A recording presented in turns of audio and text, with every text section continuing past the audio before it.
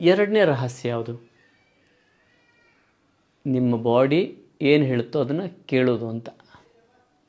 Urge, ಬಾಡಿಯ ಪ್ರಚೋದನೆ, ಒಳಗಿನಿಂದ ಏನೋ ಒಂದು ಪ್ರಚೋದನೆ ಬರ್ತದಲ್ಲ, ಆ ಪ್ರಚೋದನೆಗೆ ಸ್ಪಂದಿಸೋದು.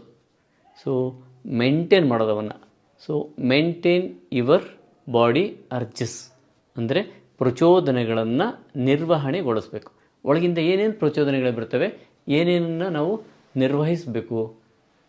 ಏನು ಅಂದರೆ 2 ರೀತಿ ಪ್ರಚೋದನೆಗಳಿದಾವೆ. ಶರೀರ ಒಂದು ರೀತಿಯ ಪ್ರಚೋದನೆ ಕೊಡ್ತದೆ, ಮನಸ್ಸು ಒಂದು ರೀತಿಯ ಪ್ರಚೋದನೆ ಕೊಡ್ತದೆ. ನಾವು ಮೊದಲೇ ಶರೀರದ ಪ್ರಚೋದನೆಗಳನ್ನು ನೋಡೋಣ. ಅವನು ಏನು ಮಾಡೋಣ ಅಂದರೆ, ಶರೀರ ಯಾವುದಾದ್ರೂ ವಿಷಯಕ್ಕೆ ಪ್ರಚೋದನೆ ಕೊಡ್ತದೆ ಅಂದರೆ ಅದರ ಅರ್ಥವೇ ನಿಮ್ಮನ್ನು ಆರೋಗ್ಯವಾಗಿಡೋದಕ್ಕೆ ಮಾಡುವಂತಹ ಕ್ರಿಯೆ ಅದು. ಡಿಟಾಕ್ಸಿಫಿಕೇಷನ್, ಬಾಡಿಯನ್ನು ಟಾಕ್ಸಿಕ್ ಮಟೀರಿಯಲನ್ನು ಹೊರಗೆ ಹಾಕೋದಕ್ಕೆ ಒಂದು ಪ್ರಚೋದನೆಯನ್ನು ಕೊಡ್ತದೆ. ಆ ಪ್ರಚೋದನೆಗೆ ನಾವು ವ್ಯತಿರಿಕ್ತವಾಗಿ ಸ್ಪಂದಿಸಿದರೆ ಕಾಯಿಲೆನ ತರ್ತದೆ, ಸಮವಾಗಿ ಸ್ಪಂದಿಸಿದರೆ ಕಾಯಿಲೆನ ಹೋಗಿಸುತ್ತೆ. ಸೊ ನ್ಯಾಚುರಲ್ ಡಿಟಾಕ್ಸಿಫೈ ಆಗುತ್ತೆ. ಯಾಕೆ ಸುಮ್ಮನೆ ವಿಷ ನಿರ್ಹರಣ ಅಂತ ಅಲ್ವಾ? ಅವು 14 ರೀತಿಯ 14 ರೀತಿಯ ಪ್ರಚೋದನೆಗಳನ್ನು ಶರೀರ ಕೊಡ್ತದೆ. ನೋಡೋಣ ಯಾವಂತ. ಮೊದಲನೇದಾಗಿ ಬೆಳಿಗ್ಗೆ ಎದ್ದ ತಕ್ಷಣ ಮಲ ಪ್ರವೃತ್ತಿ, ಅದೊಂದು ಪ್ರಚೋದನೆ ಕೊಡ್ತದೆ ಮಲ ಪ್ರವೃತ್ತಿ ಮಾಡುವಂಥ. ನಾವು ಅದನ್ನು ಹಿಡ್ಕೊಂಡು ಕೂತ್ಕೊಂಡ್ರೆ ಹೊರಗೆ ಹೋಗಬೇಕಾಗಿರೋವಂಥದ್ದು ಮತ್ತೆ ರಕ್ತಕ್ಕೆ ವಾಪಸ್ ಸೇರುತ್ತೆ, ಕಾಯಿಲೆಗಳು ಬರಲ್ವಾ? ಎಸ್, ಹಾಗಾಗಿ ಮಲವನ್ನು ತಡಿಬಾರ್ದು. ಮೂತ್ರ, ಅದು ಸೇಮ್, ಮೂತ್ರವನ್ನು ತಡಿಬಾರ್ದು. ಅಧೋವಾಯು, ಕೆಳಗಡೆ ಗ್ಯಾಸ್ ಹೋಗುತ್ತಲ್ಲ ಅದು ಕೂಡ, ಅದನ್ನು ಕೂಡ ತಡಿಬಾರ್ದು. ಇದು 3 ಆಯಿತು. ಇನ್ನೊಂದು ರೇತಸ್ ಅಂದರೆ ಲೈಂಗಿಕ ಕ್ರಿಯೆಯಲ್ಲಿ ತೊಡಗಿದಾಗ ಆ ಬರುವಂತಹ ಅರ್ಜನ್ನು ಹೋಲ್ಡ್ ಮಾಡಬಾರ್ದು, ಅವಾಗಲೂ ಕೂಡ ಆಘಾತ ಆಗುತ್ತೆ.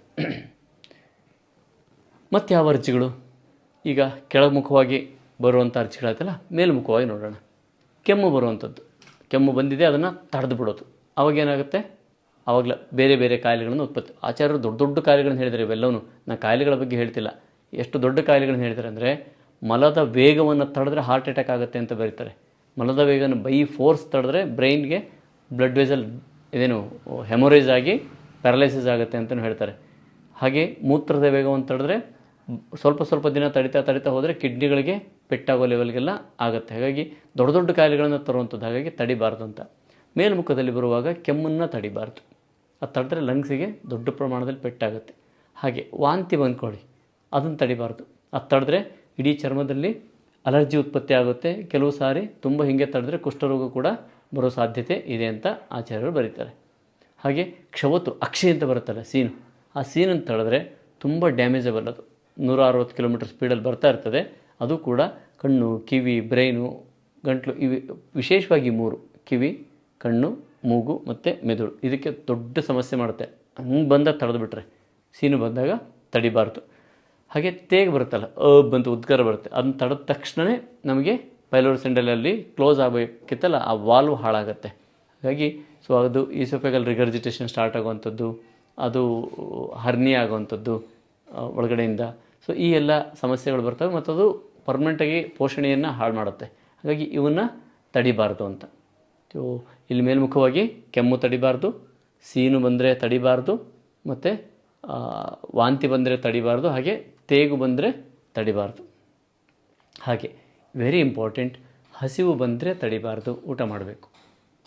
ಹಸಿವು ಬಂದರೆ ಅದನ್ನು ತಡ್ಕೊಂಡು ಮುಂದೆ ಹಾಕಿದರೆ ಶರೀರ ದುರ್ಬಲಗೊಳ್ಳುತ್ತದೆ. ಬಾಯಾರಿಕೆ ಬಂದರೆ ಆವಾಗಲೂ ನೀರು ಕುಡಿಬೇಕು.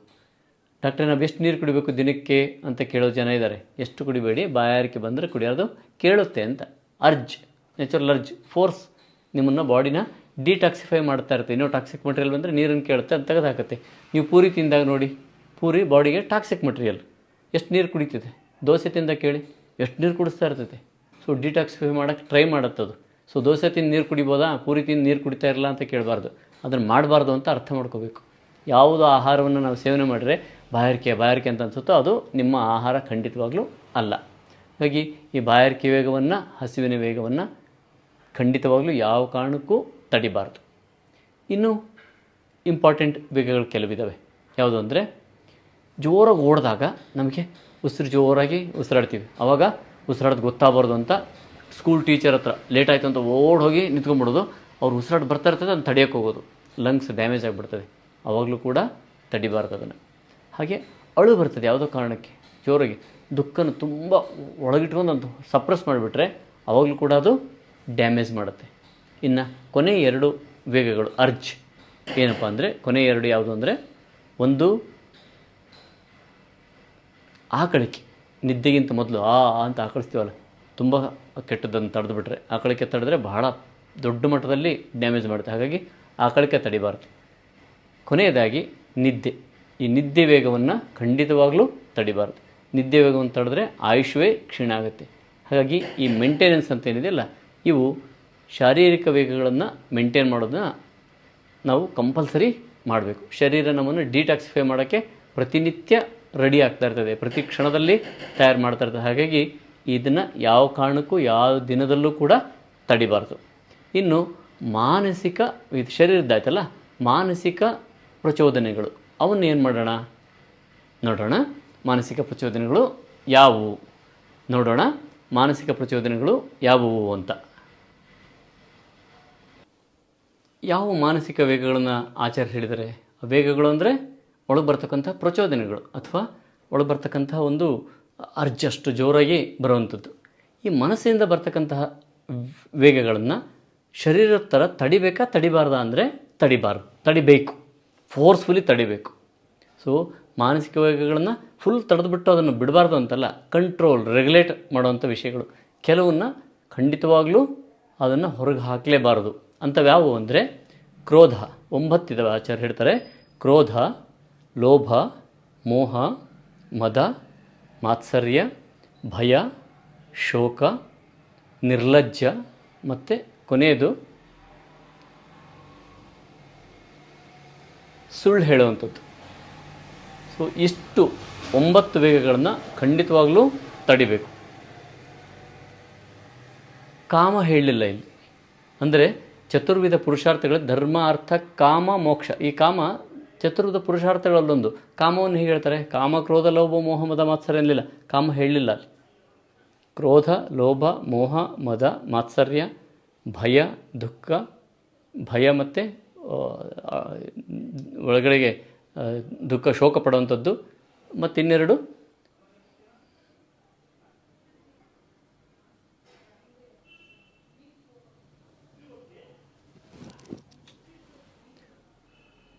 ನಾಚಿಕೆ ಇಲ್ಲದವ್ರ ರೀತಿ, ನಿರ್ಲಜ್ಜ, ನಾಚಿಕೆ ಇಲ್ಲದವ್ರ ರೀತಿ ಇರುವಂಥದ್ದು, ಮತ್ತು ಸುಳ್ಳು ಹೇಳುವಂಥದ್ದು. ಈ 9ಗಳನ್ನು ನಾವು ತಡಿಬೇಕು ಅಂತ. ಹಾಗಾಗಿ ಈ ಕಾಮವನ್ನು ಯಾಕೆ ಹೇಳಲಿಲ್ಲ ಅಂದರೆ, ಪ್ರತಿ ಮನುಷ್ಯನಿಗೂ ಇಚ್ಛೆ ಅನ್ನೋಂಥದ್ದಿದೆ. ಆ ಇಚ್ಛೆ ಬೇಕೇ ಬೇಕು. ಪ್ರತಿ ಮನುಷ್ಯನಿಗೂ ಇಚ್ಛೆ ಇದೆ. ಸೊ ಆ ಇಚ್ಛೆಯಿಂದಲೇ ಮನುಷ್ಯ ಬದುಕ್ತಾ ಇರೋದು. ಹಾಗಾಗಿ ಈ ಇಚ್ಛೆಗಳನ್ನು ಯಾವಾಗಲೂ ಎಷ್ಟು ಬೇಕು ಎಷ್ಟು ಬೇಡ ಹೀಗೆಲ್ಲ ನಿಯಂತ್ರಿಸ್ಕೊಂಡು ಅದನ್ನು ರೆಗ್ಯುಲೇಟ್ ಮಾಡೋಕ್ಕೆ ಬರ್ತದೆ. ಆದರೆ ಕ್ರೋಧ, ಲೋಭ, ಮೋಹ, ಮದ, ಮಾತ್ಸರ್ಯ, ಅಳು, ಭಯ, ನಿರ್ಲಜ್ಜ, ಸುಳ್ಳು ಇವನ್ನು ಖಂಡಿತವಾಗಲೂ ಪೂರ್ಣ ರೂಪದಲ್ಲಿ ತೊಡೆದು ಹಾಕಬೇಕು. ಇವನು ತೊಡೆದು ಹಾಕಲಿಲ್ಲ ಅಂದರೆ ಏನಾಗುತ್ತೆ ಅಂದರೆ, ಶರೀರ ಚೆನ್ನಾಗಿರ್ಬೋದು, ಹಿಂದಿನ ಜನ್ಮದ ಪಾಪ ಪುಣ್ಯಗಳ ಅನುಸಾರ ಶರೀರ ಬಂದಿರ್ಬೋದು, ಮನಸ್ಸು ಬಂದಿರ್ಬೋದು, ಎಲ್ಲ ಇರ್ಬೋದು. ಆದರೆ ಮುಂದಿನ ಗತಿ ಇದೆಯಲ್ಲ, ಇದನ್ನು ಇಟ್ಕೊ ಕೂತ್ಕೋತೀವ, ಇದನ್ನು ಬಿಟ್ಟು ಮತ್ತೆ ಮುಂದಿನ ಗತಿಗೆ ಹೋಗ್ತದೆ ಶರೀರ, ಜೀವ. ಆವಾಗ ಅದನ್ನು ಕ್ಯಾರಿ ಮಾಡೋಗ್ತದೆ. ಶರೀರದ್ದೇನೂ ಕ್ಯಾರಿ ಮಾಡಲ್ಲ ಅದು. ಶರೀರ ಎಷ್ಟೇ ಚೆನ್ನಾಗಿ ಇಟ್ಕೊಂಡ್ರೆ, ಎಷ್ಟೇ ದಪ್ಪ, ಎಷ್ಟೇ ದಷ್ಟಪುಷ್ಟವಾಗಿ, ಎಷ್ಟೇ 100 ವರ್ಷ ಬದೇ 120, ಇವು ಯಾವುದನ್ನು ಅದು ಕ್ಯಾರಿ ಮಾಡಲ್ಲ. 120 ವರ್ಷ ಬದುಕಿತ್ತಪ್ಪ ಈ ಶರೀರ ಅಂದರೂ ಕೂಡ ಅದನ್ನು ಕ್ಯಾರಿ ಮಾಡಲ್ಲ. ಕ್ಯಾರಿ ಮಾಡೋದು ಯಾವುದು?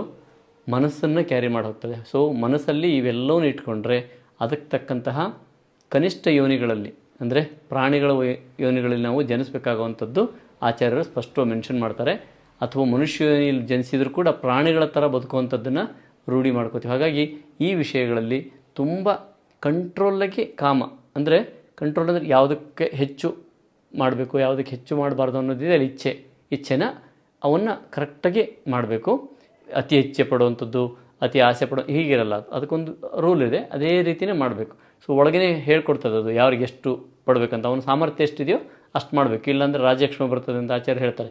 ಆದರೆ ಉಳಿದ ಈ 9ಗಳಿದಾವಲ್ಲ, ಇವನ್ನು ಹೋಲ್ಡ್ ಮಾಡಬೇಕು. ಯಾವಾಗ ಬಂದರೂ ಅವನ್ನ ಹೋಲ್ಡ್ ಮಾಡಬೇಕು, ಯಾವಾಗ ಬಂದರೂ ಹೋಲ್ಡ್ ಮಾಡಬೇಕು.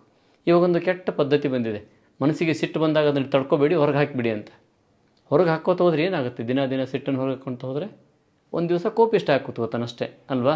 ಅದು ರೂಢಿ ಆಗಿಬಿಡ್ತದೆ ಕೋಪ ಮಾಡ್ಕೊಳ್ಳೋಂಥದ್ದು. ಹಾಗೆ ಅದು ಹೊರಗೆ ಹಾಕೋದಲ್ಲ, ಸಪ್ರೆಸ್ ಮಾಡ್ತಾ ಹೋದ್ರೆ ಒಂದು ದಿವಸ ಅದು ಸಪ್ರೆಸ್ ಮಾಡೋದು ಅದು ನಿಂತು ಹೋಗ್ತದೆ, ಏನೂ ಆಗೋದಿಲ್ಲ. ಹಾಗಾಗಿ ಈ ವಿಷಯಗಳನ್ನು ನಾವು ಮಾನಸಿಕ ವೇಗಗಳು. ಇದು ಕೂಡ ಬಾಡಿನ ಒಂದು ಸಮತೋಲನದಲ್ಲಿಡುವಂಥ ಒಂದು ವ್ಯವಸ್ಥೆ, ಅಥವಾ ಟಾಕ್ಸಿಕ್ಕನ್ನು ಹೆಚ್ಚು ಮಾಡದೇ ಇರುವಂಥ ವ್ಯವಸ್ಥೆ. ಈಗ ಭಯ ಬಂತು, ಟಾಕ್ಸಿಟಿ ಬರ್ತದೆ. ದುಃಖ ಬಂತು, ಟಾಕ್ಸಿಟಿ ಬರ್ತದೆ. ಈರ್ಷ್ಯ ಬಂತು, ಯಾರನ್ನ ನೋಡಿ ಜಲಸ್ ಬಂತು ನಮಗೆ ಅವ್ರು ಬೆಳೆಯೋದು ನೋಡಿ, ಅವಾಗಲೂ ಕೂಡ ಟಾಕ್ಸಿಟಿ ಉತ್ಪತ್ತಿ ಆಗುತ್ತೆ. ಮೋಹ ಬಂತು, ಅವಾಗಲೂ ಕೂಡ ಟಾಕ್ಸಿಟಿ ಉತ್ಪತ್ತಿ ಆಗುತ್ತೆ. ಸೊ ಭಯ ಬಂದಾಗ ಇದು, ಸೊ ಸುಳ್ಳು ನಾಚಿಕೆ ಇಲ್ಲದಾಗೂ ಕೂಡ ಇದು ಟಾಕ್ಸಿಟಿ ಉತ್ಪತ್ತಿ ಆಗುತ್ತೆ. ಸೊ ಹಾಗಾಗಿ ಈ ವಿಷಯಗಳನ್ನಿದಾವಲ್ಲ ಇವನ್ನೆಲ್ಲ ಮಾಡಬಾರ್ದು.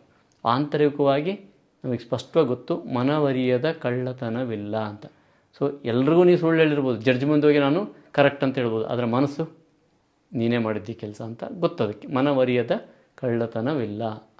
ಹಾಗಾಗಿ ಸುಳ್ಳು ನೀವೇನೇ ಹೇಳ್ಬೋದು, ಅದರ ಮನಸ್ಸಿಗೆ ಡೆಫಿನೆಟ್ಲಿ ಗೊತ್ತು. ಹಾಗಾಗಿ ಅವಾಗೂ ಕೂಡ ಟಾಕ್ಸಿಟಿ ಉತ್ಪತ್ತಿ ಆಗುತ್ತೆ. ಬಾಡಿಲಿ ಉತ್ಪತ್ತಿ ಆಗುತ್ತೆ ಅಂತಲ್ಲ, ಜೀವದ ಜೊತೆಗೆ ಇರ್ತದೆ ಅದು, ಆಮೇಲೆ ಕ್ಯಾರಿ ಮಾಡೋಗುತ್ತೆ. ಸೊ ಬಾಡಿಗೂ ಹಾಳು ಮಾಡ್ತದೆ, ಜೀವಕ್ಕೂ ಹಾಳು ಮಾಡ್ತದೆ. ಹಾಗಾಗಿ ಆರೋಗ್ಯವಾಗಿರುವಂತಹ ಈ ಎರಡನೇ ಗುಟ್ಟು ಯಾವುದು ಅಂದರೆ ಮಾನಸಿಕ ವೇಗಗಳನ್ನು ನಾವು ನಿರ್ವಹಿಸೋದು, ಶಾರೀರಿಕ ವೇಗಗಳನ್ನು ನಿರ್ವಹಿಸೋದು. ಈ ಎರಡನ್ನು ನಾವು ಚೆನ್ನಾಗಿ ಕಲಿಬೇಕು. ಇಲ್ಲಿ ಆಚಾರ್ಯರು ರೋಗ ಅನುತ್ಪಾದನೀಯ, ರೋಗ ಉತ್ಪತ್ತಿ ಆಗಬಾರ್ದು ಅಂದರೆ ಏನು ಮಾಡಬೇಕು ಅನ್ನೋ ವಿಷಯದಲ್ಲಿ ಹೇಳಿದ್ದಾರೆ.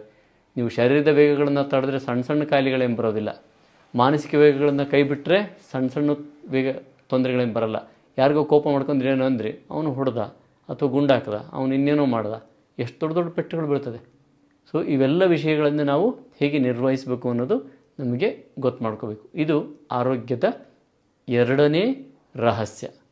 ಇನ್ನು ಮೂರನೇ ರಹಸ್ಯ, ಕೊನೆಯ ರಹಸ್ಯ, ಅದು ಸದೃತ್. ಅದನ್ನು ನೋಡೋಣ.